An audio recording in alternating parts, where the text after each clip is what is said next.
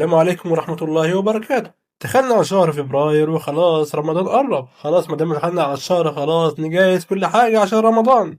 الكل بيسأل فاضل قد ايه على شهر رمضان 2026، وانا النهارده جاي اقول لك ان البعض بيقول ان رمضان جاي 17 فبراير، لكن هو في الاغلب جاي 18 او 19 فبراير.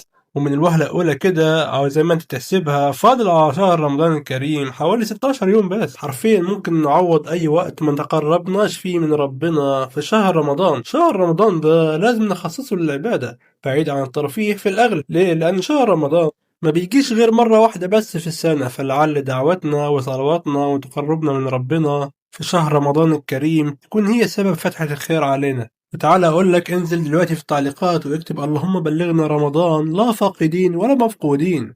ولو عندك رسالة لنفسك في الأيام المباركة اللي احنا فيها دلوقتي وإن شاء الله في شهر رمضان 2026 اكتبها في التعليقات، واحفظ الفيديو ده وتعالى شوف الفيديو ده وشوف تعليقك السنة الجاية في شهر رمضان عشان تشوف انت وصلت لفين من التقرب والعبادة والصلاة وتحقيق الأهداف. أقول لك دلوقتي سلام، بس ما تنساش تشير الفيديو أو تحفظه أو تشاركه مع أي حد. ولو ما تقدرش تعمل كده تقدر تدعم الفيديو دعم بسيط لكنه قوي جدا بإنك تدوس لايك أو تدوس اشتراك. وسلام.